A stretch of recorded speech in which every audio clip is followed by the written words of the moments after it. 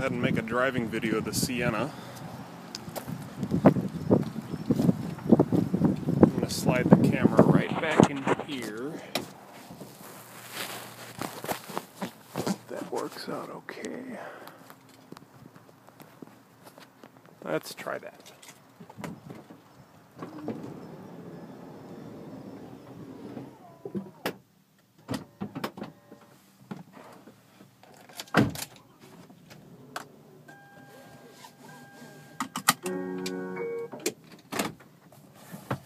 All right.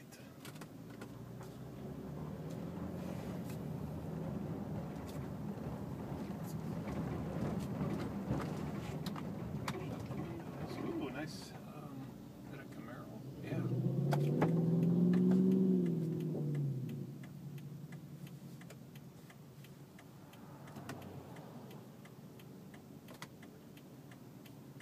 This is a 2012 Toyota Sienna SE.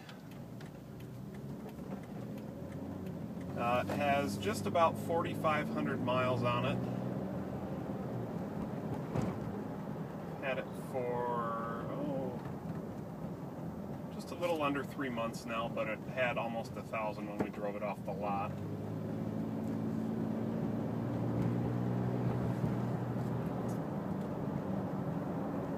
For a van, I think it drives actually very nicely. I was worried that with the tighter suspension that, would be not a very comfortable ride or not a very good ride, but I think it actually is a very good ride for what it is. It's not very sloppy jalopy.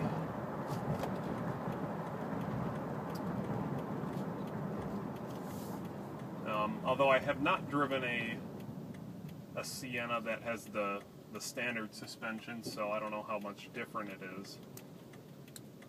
But I really like this SE actually for a van.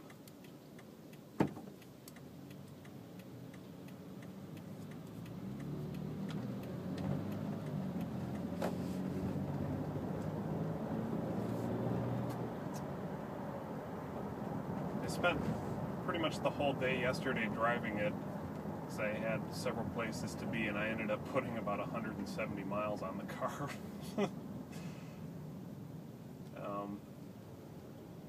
So yeah, one thing I do notice compared to the Chrysler we used to have is that this just feels like it just feels like a much bigger vehicle.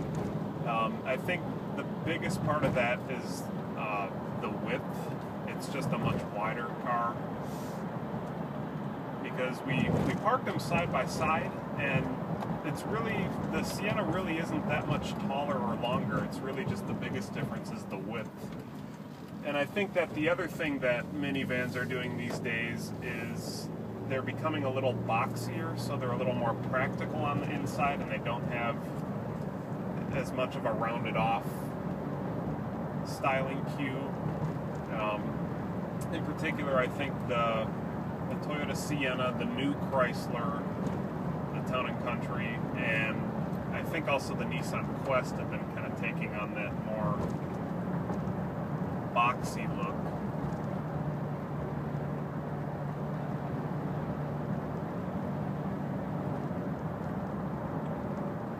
This has Toyota's 3.5 liter V6. It's rated, I think, at 266 horsepower in this one. 248 pound-feet of torque, not entirely sure. And it does have a 6-speed automatic with the sequential shift mode.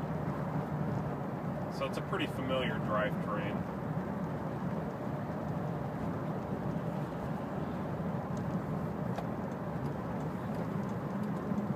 It's pretty easy to maneuver also, which is typical of Toyota. The turning circle's pretty tight.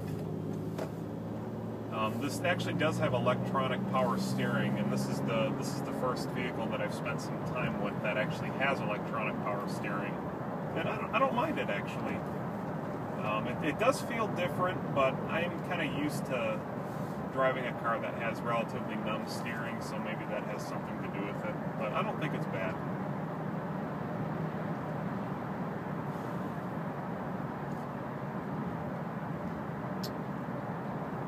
What else can I say to fill time at this red light?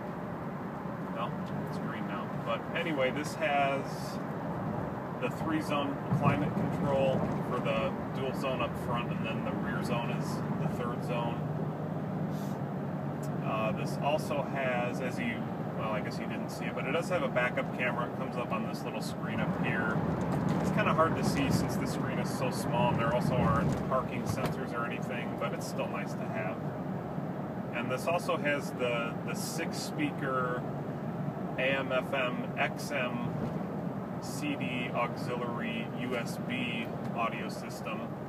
It's nice that it has all those features. It also has Bluetooth, but sound quality is decent at best.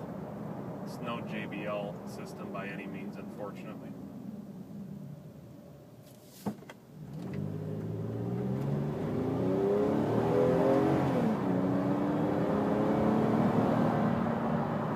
This is about 3/4 throttle. This fan definitely can get out of its own way.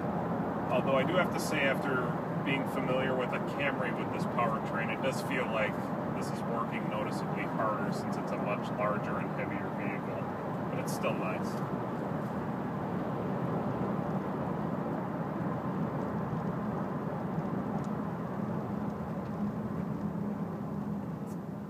And this does have the power sliding doors and lift gate. It does have a nifty little conversation mirror right here.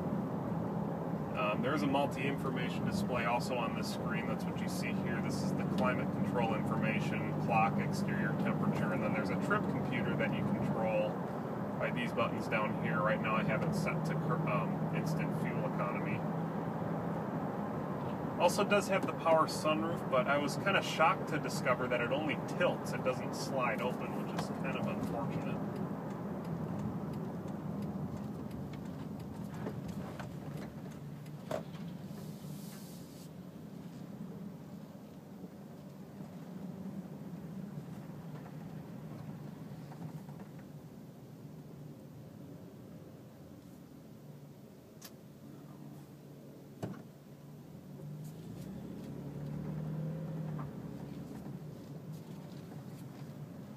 It's a little more difficult to park this since it's so wide, but